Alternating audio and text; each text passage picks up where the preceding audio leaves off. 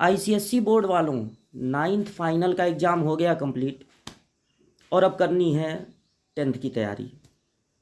10th की तैयारी मतलब सबसे पहले मैथ पर देना है ध्यान, सारे सब्जेक्ट पर ध्यान देना है, लेकिन मैथ को करना है स्ट्रांग। अब रोना गाना नहीं है कि 9th में कायदे से पढ़ लिए होते और अच्छे नंबर आ जाते। 9th का जो रिजल्ट है वो केवल 10th में एडमिशन कराने के काम में आएगा। अब 9th में जो गलतियां हो गई हैं उसको कैसे सुधारा जाए, दोबारा 9th तो पढ़ना नहीं है, तो छोड़िए उस बात को। 9th में आप जितना भी पाए, अगर आप 9th में 75% पाए हैं लेकिन 10th में 95% पाएंगे तो आप 95% के स्टूडेंट कहलाएंगे, सिंपल सी बात है। तो 9th का जो भी हुआ लापरवाही उसको छोड़िए और 10th की तैयारी जम के करिए। Balloon maths word 2 ICSE board वालों के लिए है और आईएससी बोर्ड वालों के लिए है। इसमें मैथ की सारी तैयारी आपकी कराई जाएगी। एमएल अग्रवाल की बुक के हर एक क्वेश्चन लगवाए जाएंगे और उसके बाद पेपर सॉल्व कराए जाएंगे। कॉन्सेप्ट पर पकड़ मजबूत होगी तो आपकी बुक से क्वेश्चन पूछा जाए या किसी भी अदर बुक से क्वेश्चन पूछा जाए आप उसको लगा लेंगे, बस कॉन्सेप्ट होना चाहिए क्लियर। तो यहाँ पर सारे कॉन्सेप्ट को क्लियर कराया जाएगा और तब सारे क्वेश्चन सॉल्व करा जाएंगे A to Z। तो आप बलून पे जुड़ जाइए, अपने दोस्तों को भी बता दीजिए। 9th का तो वीडियोज पढ़ ही रहा है, अब स्टार्ट करते हैं 10th class. 10th class ML Agarwal की बुक से। और जो आपका पहला चैप्टर है गुड्स एंड सर्विस टैक्स, जो कि आप देख भी रहे होंगे यहाँ पर। जीएसटी से पहले वैट चलता था, वैल्यू एडेड टैक्स। ये लगभग वैसा ही है, थोड़ा सा डिफर है। इसके टर्म को सबसे पहले हम लोग जानेंगे कि इसके टर्म क्या क्या हैं। तो चलिए स्टार्ट करते हैं 10th की पढ़ाई। और बहुत ज़रूरी है कि आप एक नोट्स बनाएं। नोट्स में सबसे पहले आप मेन कॉन्सेप्ट को नोट करें और उसके बाद सारे क्वेश्चन A to Z आपके नोट्स में जब रहेंगे तो जब 4-5 चैप्टर आप आगे बढ़ जाएंगे तब जो पहला दूसरा तीसरा ये सब चैप्टर पढ़े हैं वो थोड़ा थोड़ा सा आपको भूलेगा। तो कॉपी किस लिए होती है कि आप एक तरफ क्वेश्चन को रखें और एक तरफ कॉपी को रखें। क्वेश्चन पढ़ें, सॉल्यूशन पढ़ें, क्वेश्चन पढ़ें, सॉल्यूशन पढ़ें। इसको चीटिंग नहीं कहा जाएगा क्योंकि ये आप किसी गाइड से नहीं कर रहे हैं, ये आप अपने ही बनाए हुए नोट से कर रहे हैं। और किसी भी ह्यूमन की इतनी ज़्यादा स्ट्रांग मेमोरी नहीं होती है कि वो एक बार किसी चीज़ को सुना, खासकर पढ़ाई की चीज़, अलग इधर उधर कहानी सुनेगा तो ज़रूर उसको जीवन भर याद रहेगा, लेकिन जो पढ़ाई की चीज़ें होती हैं वो धीरे धीरे भूलती हैं, सबको भूलती हैं, किसी को ज़्यादा किसी को कम भूलती हैं, लेकिन भूलती सबको हैं। तो कॉपी क्या होता है? कॉपी एक टीचर होता है। टीचर क्या होता है? जो टीच करे वो टीचर है और कॉपी टीच करेगी। पहले हम आपके टीचर हैं, हम आपको जो समझाएंगे अगर उसको आप कॉपी में नोट कर लिए तो यानी आपकी कॉपी क्या हो जाएगी? आपकी कॉपी टीचर हो जाएगी। जब कभी आपको मन करेगा कि अब हमको पढ़ना है तो कॉपी आपको पढ़ाएगी और कॉपी आपको पढ़ा रही है इसलिए कॉपी आपकी टीचर है। तो उस टीचर को प्रिपेयर कीजिए सबसे पहले खूब अच्छे से। हर एक क्वेश्चन, कोई क्वेश्चन छूटना नहीं चाहिए, क्योंकि अगर आप कोई क्वेश्चन छोड़ेंगे तो अक्सर यही होता है कि आप 10 क्वेश्चन लगाए, एक क्वेश्चन छोड़ दिए, जो छोड़ दिए वही एग्जाम में आ गया। तो छोड़ना कुछ नहीं है, सब कुछ पढ़ना है, मन से पढ़ना है, लगाने आना चाहिए टिल द आंसर। प्रोसेस भी सही होना चाहिए, आंसर भी सही होना चाहिए, कैलकुलेशन फास्ट होनी चाहिए, क्योंकि पेपर लेंदी आता है, बड़ा पेपर आता है। तो हमें चीज़ों को, क्वेश्चंस को लगाने आना चाहिए और एक स्पीड भी मेंटेन होनी चाहिए, क्योंकि 2.5 आवर का आपका पेपर होने वाला है 80 मार्क्स का। तो 80 मार्क्स का पेपर 2.5 आवर में, और काफ़ी क्वेश्चन होते हैं। तो सिर्फ आपको लगाने नहीं आना चाहिए, आपके अंदर एक स्पीड भी होनी चाहिए, स्पीड भी मेंटेन करना है। लेकिन पहले कॉन्सेप्ट जानना है, क्वेश्चनों को लगाना सीखना। सबसे पहले तो अपने अंदर ये चीज़ डेवलप करनी है कि हम एक बहुत इम्पॉर्टेंट प्रिपरेशन करने जा रहे हैं, 10th की प्रिपरेशन, जिसका रिजल्ट हमको ज़िंदगी भर साथ में रखना है। 9th का रिजल्ट 10th में एडमिशन कराने के काम में आएगा। बाकी उसका कोई यूज नहीं है कि आप 99% पाए हैं कि 64% पाए हैं, लेकिन 10th में 10th में अगर आपके 95% आते हैं तो इसका मतलब है कि थ्रू आउट आप 95% के स्टूडेंट हैं। तो जब किसी काम को आप शुरू कर रहे हैं तो पहले ये समझिए कि वो काम बहुत इम्पॉर्टेंट है और साथ ही साथ वो काम कभी बोरिंग नहीं हो सकती है। अगर आप मन से स्टार्टिंग से लग गए हैं तो वो काम इंटरेस्टिंग बनती चली जाएगी। जैसे जैसे आपके अंदर अलग अलग चैप्टरों की नॉलेज डेवलप होगी, आपके लिए मैथ आसान होता चला जाएगा। 2-3 चैप्टरों में अगर आपको खास दिक्कतें आ रही हैं तो जैसे जैसे आप आगे बढ़ेंगे आपके अंदर थोड़ी थोड़ी मेच्योरिटी बढ़ती चली जाएगी और आपको आगे के चैप्टर आसान लगते चले जाएंगे। और फिर पीछे वाले चैप्टर जब रिपीट करेंगे तो जो चीज़ें आपको बहुत परेशान कर रही थी वो भी आपके लिए आसान हो जाएंगी। तो well begun is half done. अगर बड़े मन से किसी चीज़ की तैयारी आप शुरू कर देंगे तो आधी मुसीबतें तो समझिए उसी समय ख़त्म हो गई और आधी मुसीबतें ही बची रहेंगी जिसको हम और आप मिलकर ख़त्म कर देंगे। तो आप बलून से जुड़ जाइए, ये आपकी पूरी तैयारी कराएगा। अपने दोस्तों को भी बता दीजिए, चैनल को सब्सक्राइब कीजिए और चलिए स्टार्ट करते हैं 10th क्लास का पहला चैप्टर, दैट इज जीएसटी। सबसे पहले हम आपको एक आउटलुक दे दें। जब हम कोई प्रोडक्ट सेल करते हैं उससे हमको इनकम होती है, तो उस इनकम का कुछ पार्ट हमें गवर्नमेंट को देना होता है एज अ टैक्स। अपनी इनकम में से कुछ पार्ट, कुछ परसेंट हमें गवर्नमेंट को देना पड़ता है जो टैक्स है। कभी कभी ऐसा होता है कि हम प्रोडक्ट सेल नहीं करते हैं बल्कि हम सर्विस करते हैं। गुड्स का मतलब हो गया प्रोडक्ट, आपने कोई प्रोडक्ट सेल किया। और सर्विस, देखिए एक डॉक्टर है, आप डॉक्टर के वहाँ जाते हैं और वो आपसे फीस लेता है। फीस लेता है, कुछ देता नहीं है आपको, बस आपका चेकअप करता है और बताता है कि आपके अंदर कौन सी बीमारी है। तो वो कोई सामान नहीं देता है बल्कि वो आपको एडवाइस देता है, लेकिन वो आपसे पैसे ले रहा है, यानी उसकी इनकम हो रही है। तो वो अपने इस सर्विस के बदले आपसे पैसा ले रहा है, यानी उसकी इनकम हो रही है। तो वो इस इनकम का कुछ परसेंट गवर्नमेंट को देगा। आप बार्बर के वहाँ जाते हैं बाल कटवाने, तो अपना बाल भी उसको दे देते हैं और जो है पैसा भी देते हैं। अब लेते कुछ नहीं है, थोड़ा बहुत जो पाउडर वाउडर लगा देगा वही लेके घर आएंगे, वो भी तुरंत नहाएंगे धुल जाएगा। तो उस थोड़ा बहुत पाउडर के अलावा उसने आपको कोई सामान नहीं दिया, लेकिन फिर भी आपने उसको पैसे दिए और आपने पैसे दिए तो उसकी इनकम हो रही है। तो अपनी इनकम का कुछ परसेंट उसको गवर्नमेंट को देना है, क्योंकि गवर्नमेंट बहुत सारे काम कराती है। गवर्नमेंट हॉस्पिटल बनवाती है, उसमें बहुत कम फीस में लोगों का इलाज करती है। गवर्नमेंट स्कूल होते हैं जिसमें बहुत कम फीस होती है, बच्चे आराम से पढ़ते हैं। गवर्नमेंट रोड बनाती है, गवर्नमेंट ट्रैफिक पुलिस प्रोवाइड करती है, गवर्नमेंट पुलिस प्रोवाइड करती है। तो बहुत सारे काम करती है, नाली बनवाती है, ओवरब्रिज बनवाती है, रोड बनवाती है, टूट जाता है फिर बनवाती है। तो इसके लिए गवर्नमेंट आपसे कुछ टैक्स लेती है और वो आपको देना है। वो इतना ज़्यादा नहीं होता है कि आपकी इनकम बहुत ज़्यादा अफेक्टेड हो, फिर भी कुछ होता है, उतना परसेंट आपको खुशी खुशी दे देना है। तो अब जो रूल है कि गवर्नमेंट आपसे टैक्स कैसे लेगी, उस रूल को थोड़ा सा समझने की कोशिश करते हैं। एक मैन्युफैक्चरर है, अब जीएसटी को थोड़ा आप इस तरह से समझने की कोशिश कीजिए। एक मैन्युफैक्चरर है जो कोई प्रोडक्ट बनाया और उस प्रोडक्ट पे प्रिंट करा दिया, उसका रेट 300, उस प्रोडक्ट पे लिखा है 300। आपके सामने वो प्रोडक्ट आता है, आपको उसका दाम 300 दिखाई देता है, उस प्रोडक्ट पे लिखा है, लेकिन मैन्युफैक्चरर उसको 300 में नहीं बनाया होगा। अपना प्रॉफिट वगैरह जोड़ के हो सकता है वो उसको 100 रुपीज़ में ही बनाया हो, लेकिन उस पर 300 प्रिंट करा दिया हो।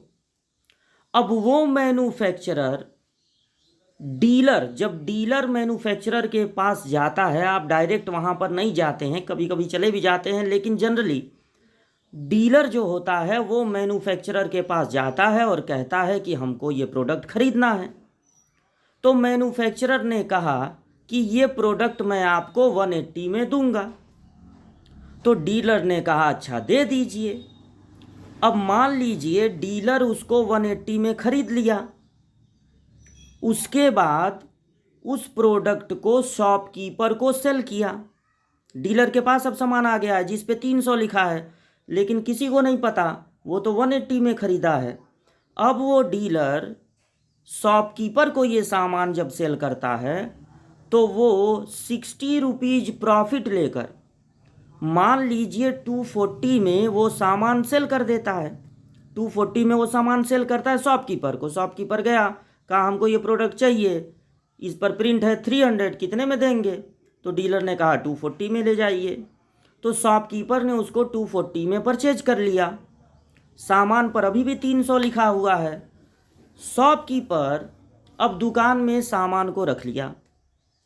कस्टमर जाएगा, उसको ये सामान चाहिए जिस पे 300 लिखा है। तो उसने कहा शॉपकीपर से कि आप ये सामान कितने में देंगे, थोड़ा हमको डिस्काउंट कीजिए, 300 लिखा है तो 300 में ही नहीं ना देंगे।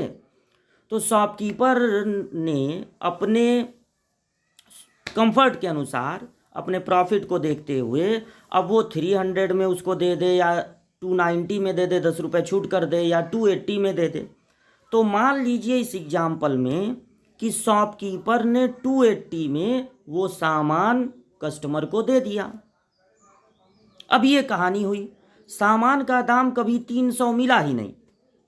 मैन्युफैक्चरर ने सामान जिस पर 300 लिखा हुआ है उसको 180 में दिया डीलर को, डीलर ने 240 में दिया शॉपकीपर को, और शॉपकीपर ने 280 में दे दिया कस्टमर को।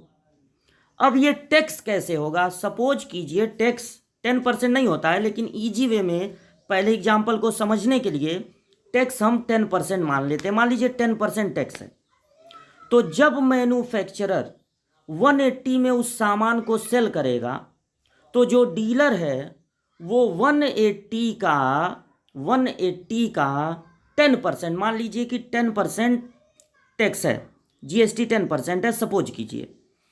तो जब डीलर 180 में परचेज किया तो उसने 180 का 10% यानी 18 रुपीज़ मैन्युफैक्चरर को दे दिया।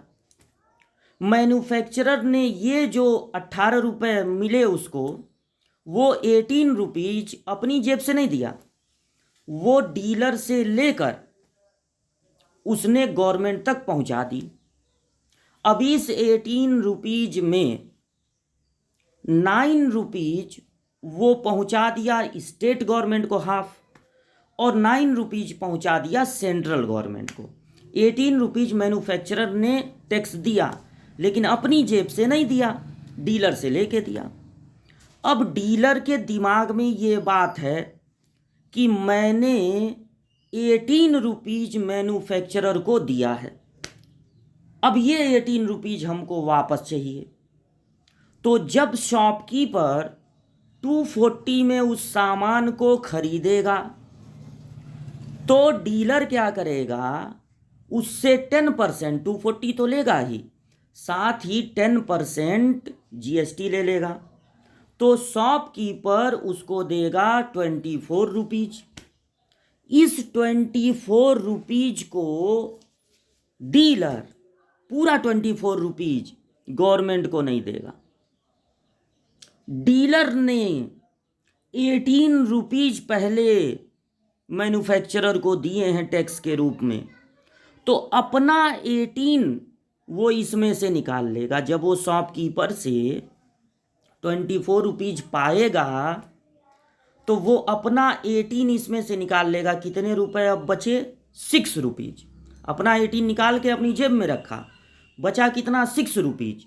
6 रुपीज़ वो गवर्नमेंट को दे देगा, यानी उसमें से 3 रुपए वो देगा स्टेट गवर्नमेंट को और 3 रुपए देगा सेंट्रल गवर्नमेंट को, और अपना जो 18 रुपीज खर्च किया था वो वापस अपनी जेब में आ गया। बस कुछ दिन के लिए वो 18 रुपीज उसका मार्केट में लगा था।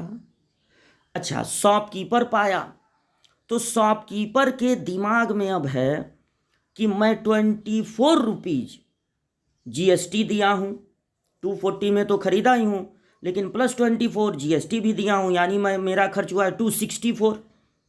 अब वो 24 रुपीज हमको चाहिए, तो दुकान में सामान रखा हुआ है और कस्टमर का वेट कर रहा है, कस्टमर का वेट कर रहा है।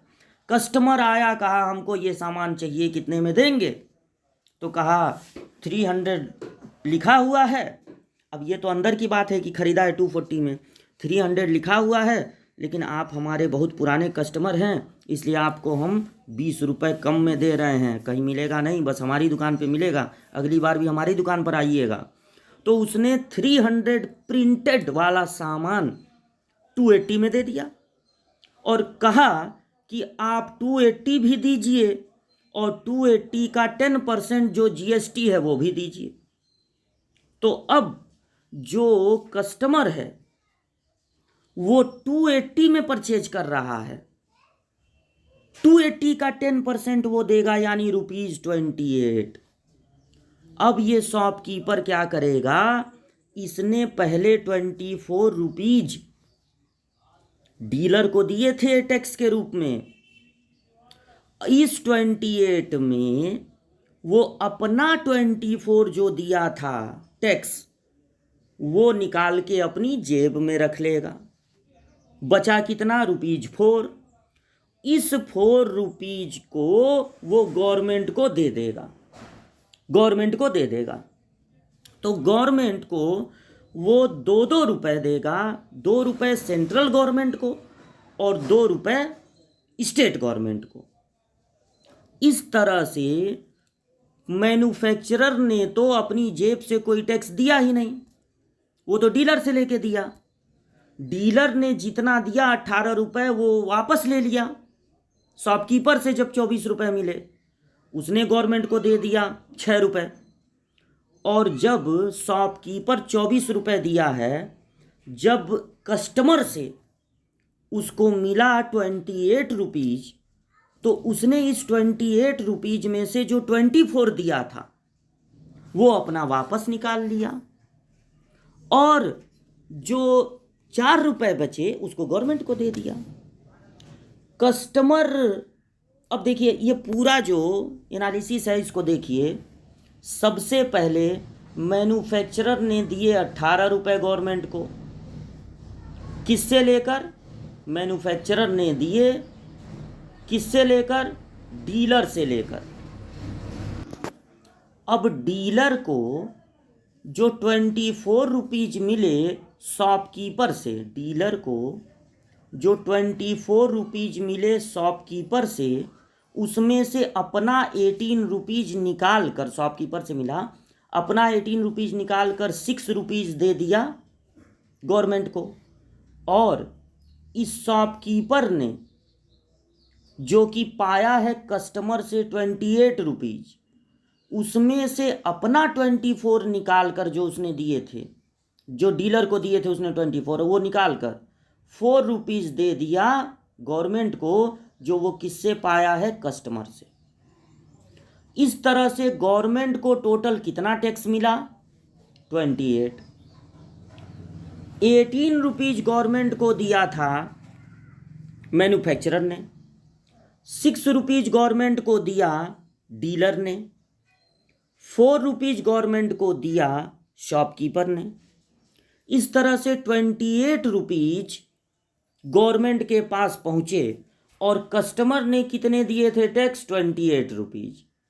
यानी कि टोटल का टोटल टैक्स कौन भरा? कस्टमर। थोड़ी देर के लिए डीलर का 18 रुपया गया, मैन्युफैक्चरर का तो कभी गया ही नहीं, वो तो डीलर से लेके ही दिया।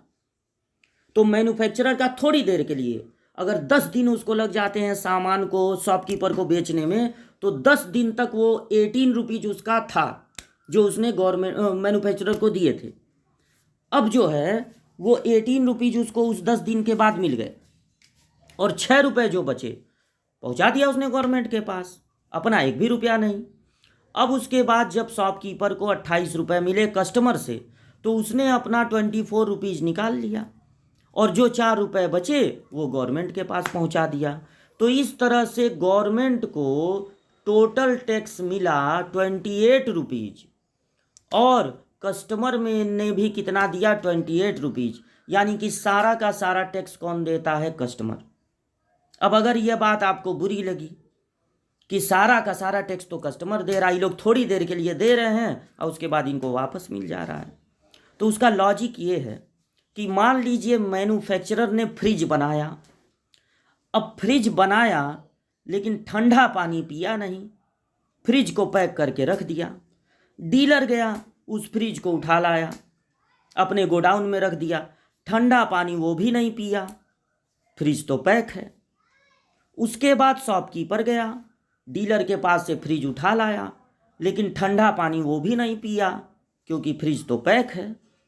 कस्टमर जब उसको खरीद के परचेज करके लाया घर पे, फ्रिज को ओपन किया, कनेक्शन दिया और पानी की बोतल उसमें रख दिया। अब पानी की बोतल रखा, कुछ देर बाद पानी ठंडा हो गया तो ठंडा पानी पी रहा है। तो फ्रिज का ठंडा पानी कौन पी रहा है, कस्टमर। तो जब फ्रिज का ठंडा पानी कस्टमर पी रहा है तो टैक्स कौन देगा, कस्टमर। तो कस्टमर ने टैक्स दिया फ्रिज के लिए। वॉशिंग मशीन मैन्युफैक्चरर ने बनाया लेकिन कपड़ा नहीं धुला, डीलर भी कपड़ा नहीं धुला उस वॉशिंग मशीन से, शॉपकीपर भी नहीं धुला। जब कस्टमर वॉशिंग मशीन खरीद के घर पे आया तो वो कपड़ा धुल रहा है, कंफर्ट उसको मिल रहा है, तो टैक्स कौन देगा, टैक्स कस्टमर देगा।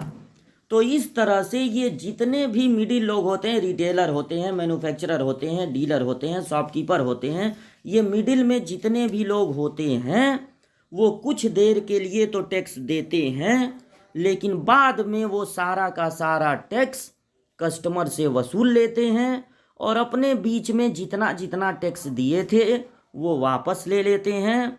और इस तरह से जीएसटी गवर्नमेंट को मिलती है। अब आपको आगे चल के ये पढ़ना है कि कभी कभी ऐसा होता है कि एक स्टेट में बना हुआ सामान उसी स्टेट में बेच दिया जाता है, तो इसको हम लोग इंट्रा स्टेट कहते हैं। और अगर एक स्टेट जैसे यूपी में बना है सामान और एमपी में बेच दिए तो इसको इंटर स्टेट कहते हैं। तो 3 तरह के जीएसटी होते हैं, सीजीएसटी, एसजीएसटी और आईजीएसटी। इन्हीं के बारे में हमको पढ़ना है, लेकिन पहले पढ़ने का मूड बनाइए, कॉपी बनाइए, अच्छा पेन खरीदिए जिससे आपकी राइटिंग अच्छी बनती है। राइटिंग नहीं अच्छी है तो अच्छी बनाने की कोशिश कीजिए। ये थोड़ा सा इंट्रोडक्शन हमने दिया, इसको बार बार देखिए। और चूंकि आप सामान खरीदते हैं, आप में से कुछ लोग के वहाँ सामान बेचा जाता होगा, आप बार बार जीएसटी सुनते हैं, तो ज़रा इस हमारे एग्जाम्पल से आप जीएसटी को समझने की कोशिश कीजिए। तब अगली वीडियो में आपको हम जीएसटी के बारे में सारे टर्म के डेफिनीशन और फिर क्वेश्चंस बताएंगे।